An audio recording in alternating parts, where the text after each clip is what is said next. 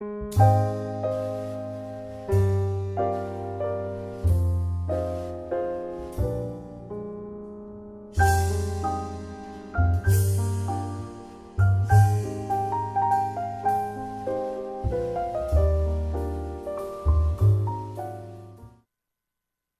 el trabajo que voy a presentarles esta noche es sobre un modelo educativo innovador en nuestro país, que es la educación abierta y a distancia.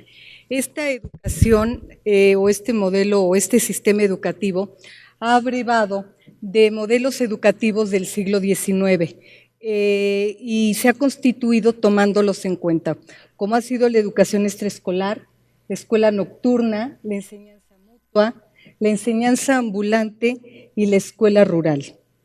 De estas ha tomado la organización de los conocimientos porque se tenía un currículum flexible. De hecho, esas estructuras curriculares iban de acuerdo a cada alumno. Asimismo, se contaban con instructores y monitores que estaban al servicio de estas comunidades en formación.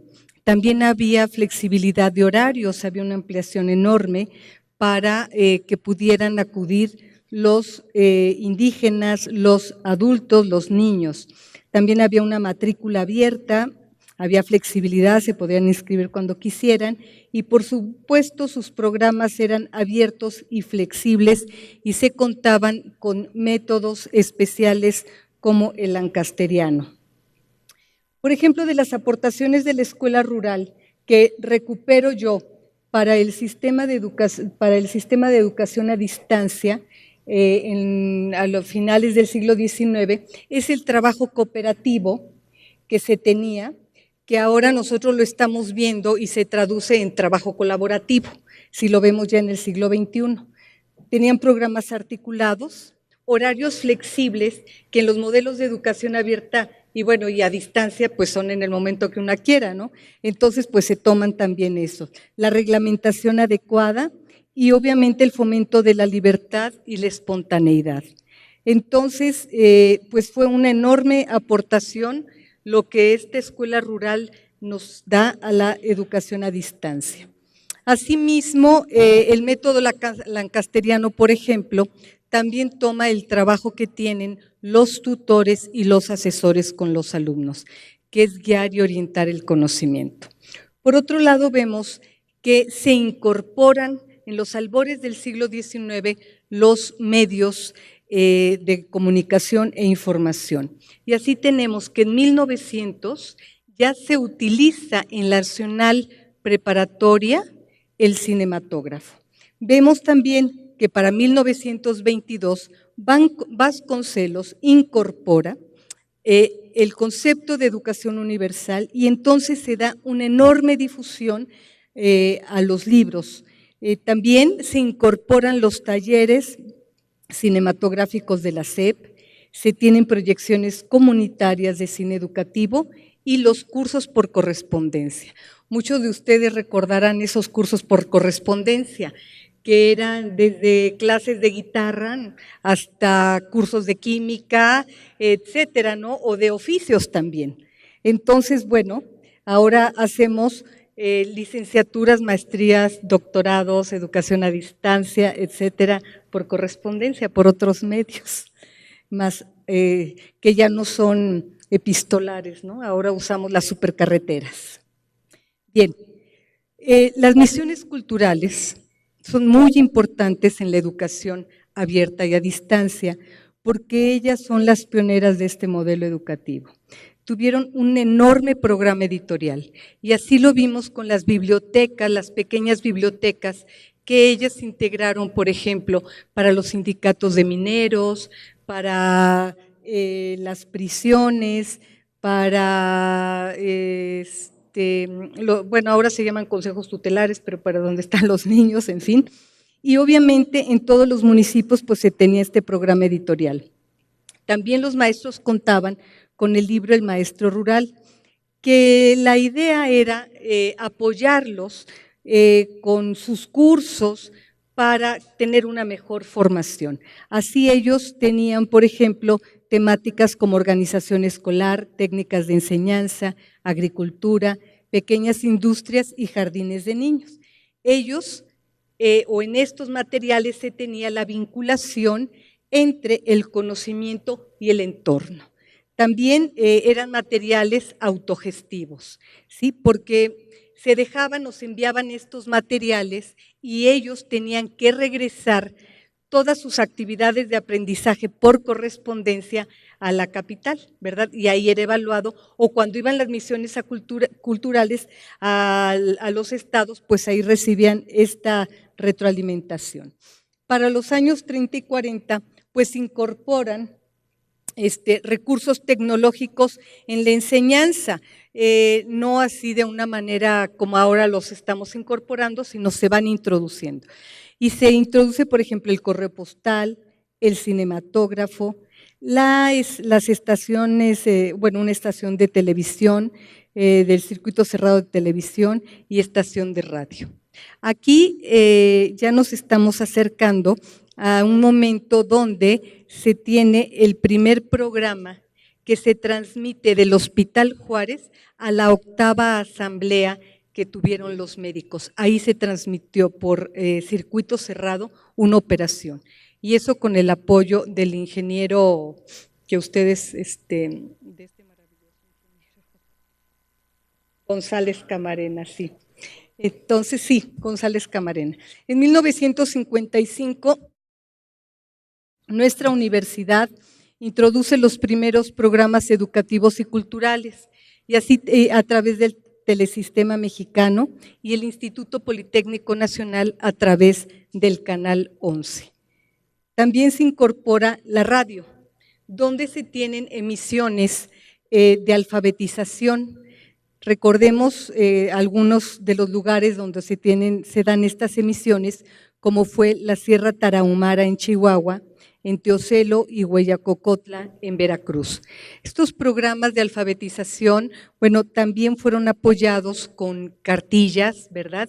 Y también se daba formación en agricultura y también en otros oficios.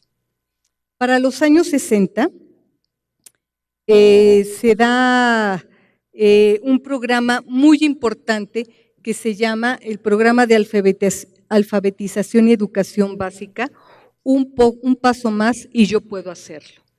Esto fue la base, o sea, fue tan exitoso que sentó las bases para la creación de la telesecundaria, que surge en el año de 1969. Ustedes recordarán, bueno, hasta la fecha la telesecundaria sigue existiendo. Claro que pues tenemos algunas anécdotas, ¿no? Porque se tiene la señal, pero en muchas ocasiones pues no servían los monitores o no funcionaba la señal. Afortunadamente eso ya se ha evitado y funciona bastante bien la telesecundaria. Quiero decirles que en los sistemas de educación abierta o a distancia o en los convencionales, pues hemos tenido la ocasión de ver alumnos formados en telesecundaria. Bien, para los años 70 vemos los primeros programas de educación a distancia y así surge la Televisión Rural de México, donde se aprovecha para los programas de alfabetización y también para los programas de capacitación. Surge el Centro para el Estudio de Medios y Procedimientos Avanzados de la Educación, el CENPAE, donde ellos van a construir todos los materiales didácticos que van a ser la columna vertebral de la preparatoria abierta de la Secretaría de Educación Pública. La preparatoria abierta actualmente sigue caminando como todo un sistema sin restricciones. Nosotros bromeamos y decimos que ahí los alumnos son alumnos hasta que están en artículos mortis, ¿no? Porque no tienen ninguna restricción realmente para continuar sus estudios. Y bueno, para 1972, y como producto de la crisis mundial que nos señala Philip Combs, surge el sistema Universidad Abierta de la UNAM. Nosotros recordaremos que a partir del movimiento de 68, una de las demandas era la democracia, ¿verdad? Y la educación para todos, la democracia educativa. Entonces, entre otros programas está el sistema Universidad Abierta, también en esa época surgió el CCH, las FES, aquí en nuestra universidad, y también surgieron otros modelos educativos como el sistema de enseñanza abierta del Colegio de Bachilleres o el sistema abierto de educación tecnológica industrial, el sistema educativo a distancia de la Universidad Pedagógica Nacional, el sistema abierto de enseñanza del Instituto Politécnico Nacional y el tecnológico abierto de la Dirección General de Institutos Tecnológicos. Entonces, era para dar cabida a toda esa necesidad educativa y que se tenía, ¿no? Y que bueno, y que vemos que en la actualidad, pues estos modelos educativos están tratando de resolver ese problema de la masificación que tenemos en educación también. Bien, también estos programas de educación a distancia los tenemos a través de la radio. Y así vemos, por ejemplo, pues La Voz de la Montaña en Tlapa, de Comonfort, La Voz de la Mixteca en Tlaxiaco, Oaxaca, La Voz de la Sierra Tarahumara en Huachochi, Chihuahua, La Voz de los Mayas en Peto, Yucatán, La Voz de los Purépechas en Cherán, Michoacán, y La Voz de la Frontera Sur en Las Margaritas, Chiapas, que surge este modelo en 1987. Las anteriores estaciones surgen en 1982. También en estos años, en los años 80, surge la red del Sistema de Televisión Educativa Mexicana, EDUSAT, con 12 canales de televisión. El propósito era también formar a los docentes que estaban ubicados en toda la República Mexicana. Se envían programas educativos a todo el país, al sur de Estados Unidos, Centroamérica y Sudamérica. Este programa lo trabaja más bien dicho, el Instituto Latinoamericano de Comunicación Educativa, el ILCE, y también la universidad. Bueno, también tenemos programas de educación a distancia, como el telebachillerato del Colegio Nacional de Educación Profesional Técnica CONALEP, el Sistema de Enseñanza Abierta de la Universidad Veracruzana y el Instituto Nacional de Educación de Adultos, para ofrecer alfabetización, educación básica y media.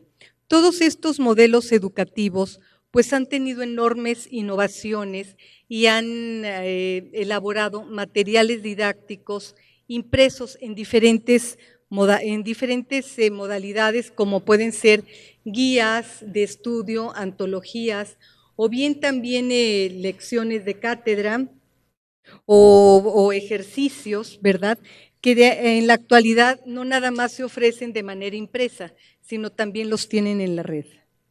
Bueno, tenemos como recursos tecnológicos para la educación que en los años la red académica, que es la red académica de COVIDNet y la red universitaria Televisión UNAM, CEP y ANUYES, y también las videoconferencias y materiales diversificados, los electrónicos y los impresos. En esto nosotros trabajamos para tener videoconferencias, y en la UNAM podría decir que la UNAM fue la pionera a través del Instituto de Astronomía, y también se hicieron videoconferencias, bueno, las hacíamos desde la Facultad de Veterinaria con la Universidad